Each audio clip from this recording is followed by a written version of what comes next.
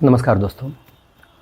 आज हमारी चर्चा होगी डिप्रेशन के ऊपर कि डिप्रेशन क्या है, इसे कैसे पहचानते हैं। चूँकि इसके साथ बहुत सारी सोशल स्टिग्मास या सामाजिक अप्रोचेज जुड़े हुए हैं कि यार इसको तो डिप्रेशन की शिकायत है और ये शायद साइकेट्रिस्ट के पास दिखला रहा है, टैबूज़ जुड़े हुए हैं। इसके बारे में जान करके हम क्या होने वाले किसी सुसाइडल अटेम्प्ट को रोक सकते हैं। इसके लिए क्या इंडियन स्क्रिप्चर में कहीं इसका कोई जिक्र था और क्या मॉडर्न मेडिसिन के अलावा कोई अल्टरनेटिव मेडिसिन या अल्टरनेटिव अप्रोचेस भी होते हैं इसके रोकथाम के लिए। इन सारी चीज़ों पर हमारी चर्चा होगी आज।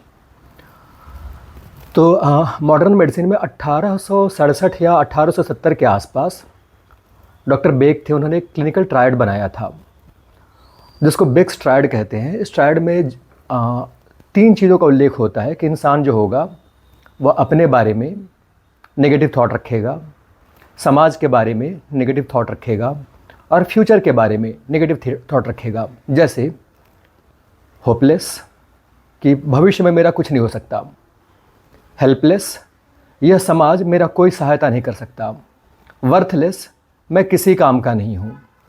तो होपलेस, हेल्पलेस, वर्थलेस अगर ये सारी फीलिंग्स किसी में आ रही हों तो हो सकता है उसे डिप्रेशन हो।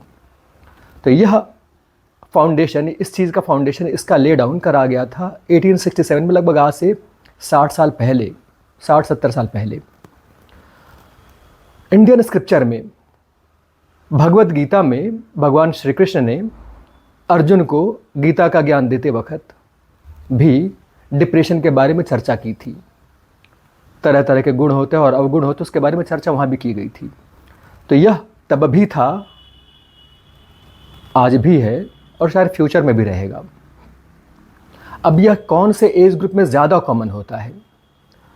तो जो हम लोगों के फाउंडेशन बिल्डिंग का एज ग्रुप होता है 18 साल से लेकर के 30 साल तक का, जिसमें कि आप एकेडमिकली या फिर पढ़ाई लिखाई करके या फिर आप जॉब सर्च करके समाज में या परिवार में या खुद पर कंट्रीब्यूशन कर सकते हैं, उस एज ग्रुप में यह सबसे ज़्यादा कॉमन होता है। Peaks of extreme of ages में, जिसमें कि न्यूरो डिजेनरेटिव डिजीज़ेज़ भी शुरू हो जाती हैं 60 साल के बाद, तब भी यह मिलता है। लेकिन 18 से 30 साल की उम्र में इसका जो रेट होता है होने का, डेवलप करने का, वह 60 साल के बाद की उम्र की तुलना में 3 गुना ज़्यादा होता है। मतलब अगर कोई एडोलेसेंट है और वो बोल रहा है मुझे ठीक नहीं लग रहा, या आपको लग रहा है कि उसके बर्ताव में कुछ बदलाव आया है, तो do not ignore it. Could be उस बच्चे को या उस इंसान को डिप्रेशन का अर्ली सिम्टम्स आ रहे हों। अब पूछा जाएगा कि क्या यह पुरुषों में और स्त्रियों में, मतलब लड़कों में और लड़कियों में बराबर ही रेशियो में होगा? नो। लड़कियों में या फीमेल्स में डिप्रेशन के चांसेस मेल्स की तुलना में ज़्यादा होते हैं। कितने ज़्यादा? लगभग 3 गुना ज़्यादा होते हैं। डिप्रेशन में कुछ सीजनल चेंजेस भी होते हैं कि कुछ लोगों को जब विंटर सीज़न आता है तो विंटर सीज़न के आने के पहले भी डिप्रेशन उनका माहौल बन जाता है। वो दे से कि मुझे ग्लूमी सा लग रहा है, मुझे कुछ ठीक नहीं लग रहा। तो it's seasonal depressive disorder as well. अब पूछा जाएगा कि क्या इसके में एज, जेंडर, वर्क प्रोफेशन का या फिर वर्क प्लेस के स्ट्रेस का भी कोई योगदान होता है? तो definitely depression has multiple etiologies, genetic factors, stress factors, other morbidities, दूसरी बीमारियाँ, ये सारी की सारी चीज़ें कंट्रीब्यूट करती है डिप्रेशन के डेवलप करने में। तो वर्क प्लेस का stress can be a factor which can precipitate into depression, उसको भी आप इग्नोर नहीं करें। अगर किसी के माता पिता दोनों को डिप्रेशन की शिकायत है और दोनों दवाइयाँ ले रहे हैं, तो उन्हें अपने बच्चों के लिए एक्स्ट्रा कॉशियस होने की ज़रूरत है कि उनके बच्चों को डिप्रेशन में लैंड अप करने के चांसेस 3 से 4 गुना ज़्यादा होएगी। तो ले दे करके वापस सम अप कर रहे हैं कि अगर किसी को recent onset hopeless, helpless, worthless वाली फीलिंग आ रही है, तो हो सकता है उसे डिप्रेशन के सिम्टम्स डेवलप कर रहे हों। डिप्रेशन जो होगा, अगर यह मेजर डिप्रेसिव डिसऑर्डर हो गया, तो इसके में रिलैप्सेस, बार बार इसके एपिसोड्स आना काफ़ी कॉमन होता है। इंडियन डेटा तो अवेलेबल नहीं है, लेकिन अमेरिका के डेटा के हिसाब से जिन लोगों को मेजर डिप्रेसिव डिसऑर्डर होता है, ऐसे लोग सुसाइड कर लेते हैं और लगभग हर साल 40,000 लोग डिप्रेशन के कारण अमेरिका में सुसाइड करते हैं, जहां पर का मेडिकल इंफ्रास्ट्रक्चर भारत की तुलना में बहुत डेवलप्ड है, जहां पर other medicine and other allied therapies are well in streamline, जहाँ पर ऐसा सोशल टैबू भी नहीं है कि इनको तो डिप्रेशन की शिकायत है, इज ऑन मेडिकेशंस, ऐसे कोई टैबू नहीं है वहाँ पे। फिर भी वहाँ पर अगर 40,000 लोग अमेरिका में हर साल सुसाइड कर रहे हैं, we can think of the data Bharat में। अब क्या यह हमें ही होता है या फिर किसी बड़े लोगों को भी हो सकता है? तो भैया अगर आप ग्लोबली इसको देखो तो जितने बड़े नाम होंगे, चाहे वो माइकल फेल्प्स हो जिन्होंने स्विमिंग में ओलंपिक में बहुत सारे मेडल्स जीते थे, या फिर हॉलीवुड के स्टार द रॉक हों, या फिर द ब्यूटीफुल एंजेलिना जोली हो, या इंडियन कॉन्टेक्स्ट में शाहरुख खान हो, करण जौहर हो, दीपिका पादुकोण हो, वरुण धवन हो, ये सारे के सारे ज़िंदगी के किसी न किसी फेज़ में डिप्रेशन के थ्रू गुजर चुके हैं। तो इस चीज़ के डरने की ज़रूरत नहीं है। अगर लक्षण दिख रहे हैं जो कॉमन होते हैं तो आपको नियरेस्ट साइकियाट्रिस्ट के पास जा कर के विज़िट करने की ज़रूरत है, क्योंकि दवा से ही इसकी रोकथाम हो पाएगी। And never make it a taboo. तो क्या यह 3 लक्षण के अलावा और भी कोई लक्षण होते हैं, होपलेस, हेल्पलेस, वर्थलेस के अलावा? बिल्कुल।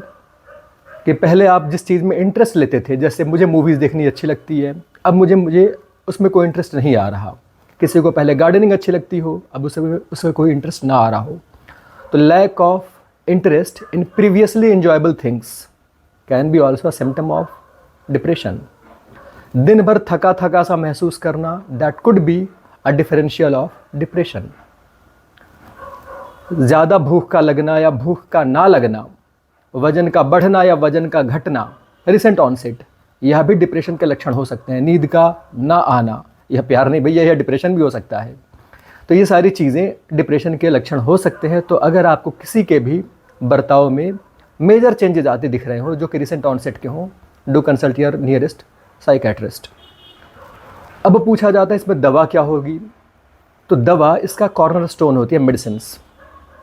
मेडिसिन्स बहुत सारी होती है जो कि शेड्यूल्ड मेडिसिन्स होती हैं, बिना साइकियाट्रिस्ट के प्रिस्क्रिप्शन के यह दवाई मार्केट में ओवर द काउंटर नहीं अवेलेबल होती। एग्जाम्पल में एमिट्रिप्टालिन, नॉरट्रिप्टालिन, सर्टेलिन और बहुत सारी मेडिसिन्स होती हैं जो कि आपके फिजिशियन या फिर आपके साइकियाट्रिस्ट आपका असेसमेंट करके बताते हैं। सीवियर केसेस में पेशेंट को ईसीटी, कन्वल्सिव थेरेपी, जो बिजली का झटका जो लगाते हैं वो वाली, उसकी भी ज़रूरत पड़ सकती है। इसके में बिहेवियरल थेरेपी, कॉग्निशन सीबीटी कहते हैं, कॉग्निशन बिहेवियरल थेरेपी, जिसमें कि एक आपका साइकोलॉजिस्ट होएगा और कुछ लोगों के ग्रुप में लेकर के आपकी थेरेपी करेगा। इसके मल्टीपल सेशंस का भी रोल आता है। अब पूछा जाएगा कि क्या इसमें योगा का कोई रोल होगा?